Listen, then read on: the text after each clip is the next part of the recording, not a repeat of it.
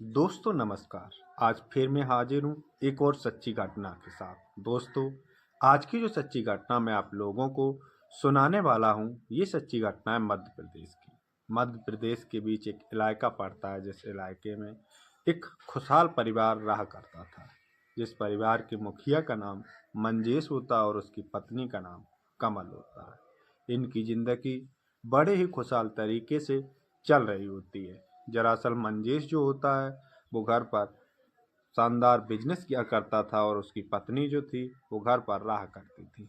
इन दोनों के एक बेटी होती है, जिस बेटी की उम्र करीब 17 से 18 साल होती है। कुछ दिन का समय व्यतीत होता है और इन दोनों की जिंदगी खुशहाल तरीके से चल रही होती है। ये जो मंजेश होता है ये अपने गांव में प्रधानी यानी सरपंच का जो चुनाव होता है वो लड़ने के लिए तैयार होता है। वो इस बारे में अपनी पत्नी से बात करता है कि मैं प्रधानी या सरपंच का चुनाव लड़ना चाह रहा हूँ। इस पर उसकी पत्नी कहती है कि इस चुनाव को लड़ने के लिए हम लोगों के पास जो है बहुत ही व्यवहार की ज़रूरत होती है और लोगों के पास जाकर उनके पैर छूना और लोगों से मिलना, ये कुछ सारा कुछ क्या हम लोग कर पाएंगे। जिस पर जो मंजेश होता है वो कहता है कि नहीं, हम लोग कर पाएंगे और कोई व्यवहार हम लोगों का कम थोड़े ही है। हम लोग तो इस अपने पूरे इलाके में हम लोगों को सारे लोग जानते हैं और सबसे हमारा अच्छा व्यवहार है। जिस पर उसकी पत्नी कहती है कि आप नहीं मानते हो तो आप लड़ लो। ऐसे करके कुछ दिन का समय व्यतीत होता है और प्रधानी का जो चुनाव होता है वो नज़दीक आना शुरू हो जाता है। इधर तब तक उसकी बेटी की जो उम्र होती है वो करीब 20 से 22 साल हो जाती है। इधर उसकी बेटी जो होती है वो 20 से 22 साल की हो चुकी थी और जो उसकी बेटी होती है उस पर जो कमल होती है वो अपनी बेटी पर बहुत ही निगरानी रखा करती थी, क्योंकि उसकी बेटी अक्सर कमरे में अपने मोबाइल को लेकर अपने मोबाइल में लगी रहती थी, जिससे कि उसकी माँ जो होती है कमल, उसको थोड़ा शक अपनी बेटी के ऊपर चला जाता है, क्योंकि उसकी बेटी अक्सर फ़ोन से लगी रहती थी और वो कोई भी वर्क नहीं करती थी, कोई भी काम नहीं, बस कहती थी कि मैं पढ़ रही हूँ और अपने फ़ोन को लेकर अपने रूम में बेडरूम पर लेटी रहती थी। एक दिन उसकी बेटी किसी काम के चलते बाहर गई होती है और अपने फ़ोन को अपने घर पर छोड़ जाती है। वो छोड़ नहीं जाती है बल्कि उसका फ़ोन किसी कारणवश उसके दिमाग से निकल जाता है कि उसका फ़ोन उसके साथ है, लेकिन वो फ़ोन उसका घर पर रह जाता है। जिस पर जो कमल होती है वो अपनी बेटी का जो फ़ोन होता है वो उठा लेती है और देखती है कि उसकी बेटी की अश्लील फ़ोटो और वीडियो उसके फ़ोन में पड़ी हुई है, जिसे उसने अपने कुछ दोस्तों के पास भी सेंड किया है। कमल जैसे ही उसके फ़ोन में ये सारी चीज़ें देखती है, उसके पैरों तले ज़मीन खिसक जाती है, क्योंकि कमल का पति जो होता है मंजीत, वो एक अपने मौजे का मुखिया बनने वाला होता है और उसकी बेटी ही अगर ऐसे अश्लील काम करेगी तो अब उसे वोट कौन देगा। जैसे ही कमल को ये सारी सच्चाई पता लगती है, वो कमल जो होती है ये सारी बातें अपने पति मंजेश को बताती है। जैसे ही अपनी बेटी की काली करतूतों के बारे में मंजेश को पता लगता है, मंजेश तुरंत ही अपनी पत्नी कमल को साथ लेता है और अपने एक दोस्त, अपने जानने पहचानने वाले के पास जाता है और कहता है कि मैं अपनी बेटी का रिश्ता लेकर आया हूँ। हालांकि जो मंजेश होता है वो अपनी बेटी का रिश्ता लेके पहुंचता है तो पहले तो उसका दोस्त जो होता है वो चौंक जाता है, क्यों करना चाहता है, क्योंकि मंजेश ने बोल रखा था कि मैं अपनी बेटी का रिश्ता 1 महीने के अंदर पक्का करके और उसे कर दूंगा। पहले दोस्त उसका मंजेश को बैठाता है और चाय पानी होता है और मंजेश और उसकी पत्नी गए होते हैं तो ये दोनों उसे मना लेते हैं, क्योंकि उसने अपने बच्चे के लिए अपनी मंजेश की बेटी का रिश्ता पक्का कर लिया था। इतना करके ये लोग वापस अपने घर आ जाते हैं, क्योंकि वो लोग चाहते हैं कि जब तक प्रधानी का चुनाव हो तब तक वो अपनी बच्ची की इस लड़के के साथ शादी करते हैं। धीरे धीरे करके समय व्यतीत होता है और शादी का दिन पास आ जाता है। लड़के का जो घर वाले लोग होते हैं और लड़का अपनी बारात लेकर मंजेश के घर पर पहुंचता है और वहाँ पर उस शादी की सारी तैयारियां मंजेश के घर पर करी हुई होती हैं और वहाँ के लोग जो होते हैं, नाते रिश्तेदार सारे लोग आए हुए होते हैं। मंजेश अपनी बेटी की सगाई में बहुत खुश होता है, क्योंकि उसकी बच्ची की अब शादी होने वाली थी। इधर मंजेश जो होता है वो शादी की तैयारियों में लगा होता है और उसकी माँ उसकी बेटी को कमरे से बुलाने के लिए जाती है कि बेटा अब तुम चलो, मैं तुम्हारी जो सहेलियां हैं वो आ चुकी हैं, सारे लोग बैठकर तुम्हें तैयार करना चाहते हैं। उसकी माँ पहले आवाज़ देती है तो उसकी लड़की की कोई आवाज़ नहीं आती है और उसकी माँ ये सोचती है कि शायद तैयार हो रही होगी, बच्ची है इसलिए नहीं बोल रही है। उसकी माँ लौट जाती है। इधर जो मंजेश और कमल की जो बेटी होती है, उसने जैसे ही लड़के को देखा, उस लड़के की उम्र करीब 35 से 32 साल होती है। जैसे ही वो लड़की देखती है, उस लड़की की उम्र 20 से 22 साल होती है। वो सोचती है कि मेरे माता पिता मेरे साथ इतना गलत क्यों कर रहे हैं, क्योंकि मेरी उम्र अभी 20 से 22 साल है और लड़के की उम्र 32 से 35 साल है। जैसे ही वो देखती है, उस पर रहा नहीं जाता और वो अपने प्रेमी को फोन लगा देती है और कहती है कि मैं इस लड़के के साथ शादी नहीं करूंगी, मैं तुम्हारे साथ भाग चलूंगी। इधर शादी का दिन होता है, उसी दिन वो लड़की अपने प्रेमी के साथ भाग जाती है, उस कमरे से निकल जाती है। और इधर घर वालों को कोई कानो कान भनक नहीं होती है कि उनकी लड़की जो होती है वह भाग चुकी है और वो लोग शादी किससे करेंगे। दोबारा से उसकी माँ जो होती है कमल, वो फिर से उसे बुलाने के लिए जाती है क्योंकि फेरों का टाइम हो जाता है।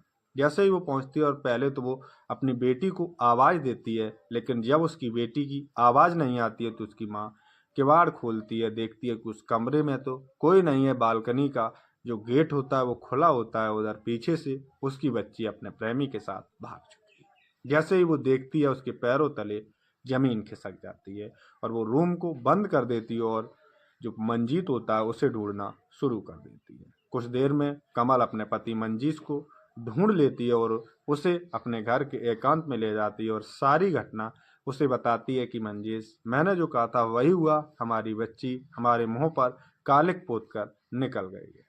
वो अब अपने प्रेमी के साथ भाग चुकी है और हम लोग अब मुंह दिखाने काबिल नहीं बचे हुए। जिसका मुझे डर था वही हुआ। मंजेश भी जैसे ये सारी बातें सुनता है, अब तो उसके समझ में नहीं आ रहा था कि आखिरकार वो करे तो क्या करे। वो क्या करे, वो उस ससुराल वालों को बता दे कि उनकी बेटी भाग चुकी है, तो उसे अब जो चुनाव होने वाला है उस पर वोट कौन देगा कि अगर सरपंच की लड़की भाग गई, उसकी इज्जत ही वो अपने घर की नहीं बचा पाया, तो वो इस इलाके की क्या इज्जत रख पाएगा। मंजेश के दिमाग में लाखों सवाल आ जा रहे थे, लेकिन मंजेश करता तो क्या करता, क्योंकि उसकी इज्जत का सवाल था। उसकी पत्नी कमल उसे समझाती है कि तुम जाकर उन लोगों को साफ साफ बता दो कि तुम्हारी बच्ची अब नहीं है, वो भाग गई है किसी के साथ, और वो शादी करे तो किसके साथ करे। जैसे ही कमल अपने पति को मंजेश को समझाती है, लेकिन मंजेश की समझ में एक बात नहीं आती है। उस पर तो अपनी प्रधानी का भूत सवार था, उसे तो चुनाव लड़ना था और उसे वो गद्दी चाहिए थी। वो कहता है कि अच्छा, ये बात तो केवल हम लोग ही जानते हैं और लड़कों वालों ने भी लड़की को नहीं देखा है, तो क्यों ना तुम ही तैयार होकर फेरों में आ जाओ। जैसे ही मंजेश ये बात अपनी पत्नी कमल से कहता है, वो कहती है कि तुम्हारी दिमाग खराब है, मैं तुम्हारी पत्नी हूँ और अपने दामाद के साथ फेरे कैसे ले सकती हूँ, और उसके साथ फिर हमारे साथ क्या होगा, जब मैं उसके साथ शादी करके जाऊंगी, सुहाग रात के दिन क्या होगा, मैं क्या मुंह दिखा पाऊंगी। मंजेश उसकी एक नहीं सुनता, वो कहता है कि नहीं, तुमको तैयार होकर आना पड़ेगा, मेरी इज्जत का सवाल है। और वो अपनी पत्नी, वैसे भी लड़का 35 साल का और तुम भी कोई ज़्यादा नहीं हो, तुम भी तो अभी नई हो। मंजेश अपनी पत्नी कमल को समझाता है कि मैं अगर केवल 2-4 दिन तुम संभाल लेना, उसके बाद मैं सारा बंदोबस्त कर दूंगा। और मंजेश ये कहकर वापस अपने रिश्तेदारों में घुल मिल जाता है और इधर अपनी पत्नी यानी अपनी बेटी की जगह पर जो कमल होती है वो सज धर कर फेरे में आ जाती है। इधर कमल अपने दामाद, अब उसका जो पति बन चुका था, उसके साथ शादी कर लेती है और शादी करके उसके घर पहुंच जाती है। इधर रात्रि का समय होता है और सुहागरात का टाइम आता है। मन जो कमल होती है वो सुहागरात की सेज पर बैठी होती है और उसका पति जो होता है, जो कि अब पति बन चुका था, पहले दामाद होने वाला था, वो उसके पास आता है। और वो घूंघट में बैठी जो कमल होती है वो सोच रही होती है कि आखिरकार वो करे तो क्या करे, ये जो सारी सच्चाई है वो उसको बताए लड़के को या ना बताए। उसके भी दिमाग में लाखों सवाल आ जा रहे थे, वो समझ नहीं पा रही थी कि आखिरकार वो करे तो क्या करे। वो सोच रही होती है कि मैं ये सारी सच्चाई इस लड़के को बता दूंगी कि मैं तुम्हारी सास हूँ, मैं तुम्हारी पत्नी नहीं। सोच रही होती है, तब तक वो लड़का कमरे में आता है और उसके पास आकर बैठ जाता है और उसके घूंघट को उठाता है। तो वो जो कमल होती है, कमल घूंघट को नहीं उठाने देती है और वो कहती है कि ठीक है, तुम घूंघट मेरा उठा लेना, लेकिन तुम पहले मेरी पूरी बात सुनो। जैसे ही कमल ये बात उस लड़के से कहती है, लड़का समझ जाता है। वो कहता है कि हाँ ठीक है, आप बताओ आप क्या कहना चाहती हो। वो कहती है कि देखो, मैं तुम्हारी पत्नी नहीं, देख लो तुम मेरा चेहरा, मैं तुम्हारी पत्नी नहीं हूँ, मैं तुम्हारी पत्नी की माँ हूँ। मेरी जो लड़की है वो शादी के दिन भाग चुकी होती है और इसी मजबूरी में मुझे तुमसे शादी करनी पड़ती है, क्योंकि मेरी पति और मेरी इज्जत का सवाल था, क्योंकि मेरा पति सरपंच का चुनाव लड़ने वाला है। अगर ये खबर वहाँ बगड़ जाती तो उसे वोट कौन देता, इसलिए मुझे मजबूरी बस तुम्हारी पत्नी बनकर आना पड़ा। जैसे ही ये जो कमल होती है सारी बातें उस लड़के यानी अपने दामाद को बताती है, जो कि अब पति बन चुका था, वो कुछ नहीं कहता है। वो कहता है कि ठीक है, देखते हैं, और वो अपने जो बेडरूम होता है उसकी चादर बदलता है और जिसके बाद वो वापस रूम से निकल जाता है। कमल को ऐसा लगता है कि मेरी हुई बताई हुई बातों पर इस पर तो कोई फर्क नहीं पड़ा और ये अपना जो स्वागरात का काम होता है वो निपटाएगा जरूर। इसलिए जो कमल होती है वो उस बेडरूम के नीचे एक पाइप पड़ा होता है, उसको लेकर गेट के सहारे खड़ी हो जाती है। जैसे ही वो लड़का अंदर आता है वो उस पर उस रॉड से हमला कर देती है, जिससे कि वो लड़का बेहोश हो जाता है और कमल भागकर अपने घर अपने पति के पास मंगेश के पास आ जाती है। जैसे ही मंगेश उसे अपने सामने अपने घर में खड़ा देखता है, वो कहता है कि तुम यहाँ कैसे आ गई? मैंने तुमसे बोला था कि 2-3 दिन तुम बस संभाल लेना, जिसके बाद मैं खुद कुछ कर लूंगा। कमल जो होती है, कमल कहती है कि मैं उसे कैसे संभाल पाती, वो मेरे साथ कुछ घिनौना कृत्य करता और आखिर में मेरा दामाद है और मैं उसके साथ ये सारा कुछ कैसे कर लेती। जिस पर मंजेश कहता है कि मैंने तुमसे बोल दिया था कि अगर वो कुछ भी तुम्हारे साथ कर रहा है तो उसे कर देना, मैं 2-4 दिन बाद तुम्हें संभाल लूंगा और मैं फिर अपनाने के लिए तैयार था। वो कुछ भी करता फिर भी मैं तुम्हें अपना लेता। वो मंजेश जो होता है अपनी पत्नी कमल की एक भी बात नहीं सुनता और वो उस पर मारा पीटी करना शुरू कर देता है, क्योंकि वो सोच रहा था कि एक बार उसे जो सरपंच की गद्दी मिल जाएगी।